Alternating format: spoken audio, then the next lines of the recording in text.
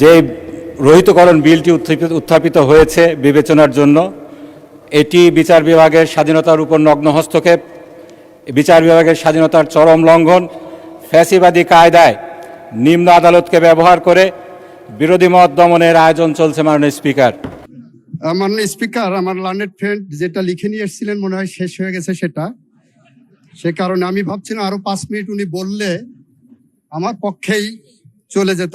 মাননীয় স্পিকার, উনি একটা কথা বলেছেন, একটা বইয়ের থেকে পড়েছেন, রাষ্ট্রের 3টি অঙ্গ কেউ সার্বভৌম নয়। এটা উনার স্টেটমেন্ট, উনার আজকের বক্তব্যের অংশ। এক্স্যাক্টলি আমার সংবিধান, আমার রাষ্ট্র, আমার সংসদ যে কোনো আইন পাশ করতে পারে। সে আইনের, সেই সংবিধান সংশোধনের গার্ডিয়ান হলেন সুপ্রিম কোর্ট। সুপ্রিম কোর্ট সেটাকে বলতে পারে এটা আল্ট্রা ভাইরাস না ইন্ট্রা ভাইরাস। সেখানে আবার আমাদের সংবিধান এবং সুপ্রিম কোর্টের জাজমেন্ট, যে মাজদার হোসেন মামলার কথা বলছেন, মাজদার হোসেন মামলাতেই বলা হচ্ছে supreme court can not dictate this parliament to pass any law. Supreme court বলতে পারে এটা ভালো এটা খারাপ। সুপ্রিম কোর্ট বলতে পারে না পার্লামেন্ট তুমি এই আইন পাশ করো। মাজদার হোসেন কা মামলার রেশিওতে সেটাই বলা হয়েছে। মাননীয় স্পিকার, উনি যে বইটা রিলাই করলেন সেই বইটা হলো মাহমুদুল ইসলাম সাহেবের কনস্টিটিউশনাল 3rd এডিশন, 946, 47, 948। এই 3টা পেজ আমার বন্ধুকে পড়ে, আমার মাননীয় সংসদ সদস্যকে পড়তে বলবো। সেখানে মাজদার হোসেন মামলার পোস্টমর্টেম আছে, সেখানে স্পষ্ট করে বলা আছে, অ্যানালজি দেওয়া আছে, রেফারেন্স দেওয়া আছে, আলোচনা করা আছে যে সুপ্রিম কোর্ট এই পার্লামেন্টকে ডিক্টেট করতে পারে না যে এই আইন পাশ করো বা করো না। এবং এক্স্যাক্টলি আমি ওনার সাথে কণ্ঠে কণ্ঠ মিলিয়ে, সুরে সুর মিলিয়ে বলতে চাই, রাষ্ট্রের 3টি অঙ্গ কেউ সার্বভৌম নয়, প্রত্যেকের একটা লিমিটেশন আছে। মানে স্পিকার, বিচার বিভাগের স্বাধীনতা আমরা চাই। উনাদের পিতারা যেমন বিচার বিভাগের কাছে অবিচারের শিকার হয়েছিলেন, সেই স্বাধীনতা যেমন অ্যাবিউজড হয়েছে। যারা সে বিচার করেছিলেন তারা সবচেয়ে স্বাধীন বিচারক ছিলেন।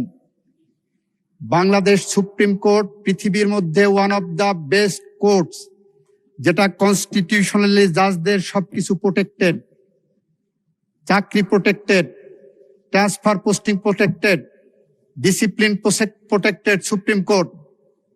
সেই সুপ্রিম কোর্ট শপথবদ্ধ রাজনীতিবিদের জন্ম দিয়েছিল। সেই সুপ্রিম কোর্টের বিচারপতিরা বিচারের নামে ট্রাইব্যুনালে বসে উনার পূর্বপুরুষ, উনার পিতাদেরকে ফাঁসি দিয়েছিলেন।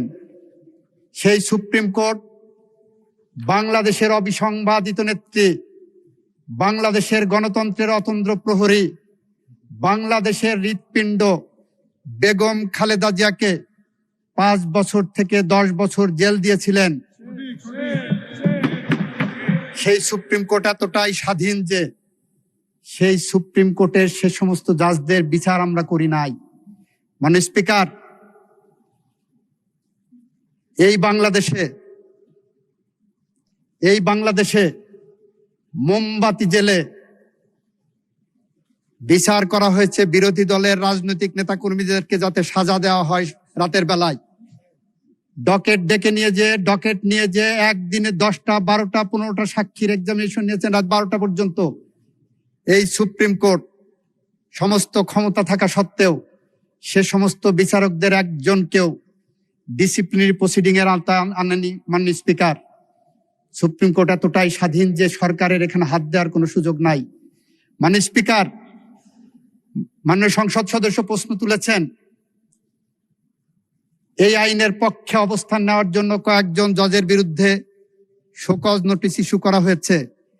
হয় আমার মাননীয় বন্ধুরা শোকজ নোটিশটি পড়েননি, অথবা তারা মিসগাইডেড এন্ড মিসইনফর্মড হয়েছেন। মানে স্পিকার, জাজেস কোড অফ কন্ডাক্টে আছে কোন বিচারক থাকা অবস্থায় কোচিং সেন্টারের সাথে সম্পৃক্ত হতে পারবে না। বিচারকরা কেউ কেউ কোচিং সেন্টারে ক্লাস নেওয়ার জন্য অ্যাডভার্টাইজমেন্ট দিচ্ছেন, সেই বিষয়টি আমরা নোটিশে এসেছে। আমরা তাদেরকে নোটিশ দিয়েছি যে এরকম মিসকন্ডাক্ট তোমাদের দ্বারা হচ্ছে। কোন বিচারক ফেসবুকে কনস্টিটিউশনাল লয়ের এক্সপার্ট হচ্ছে।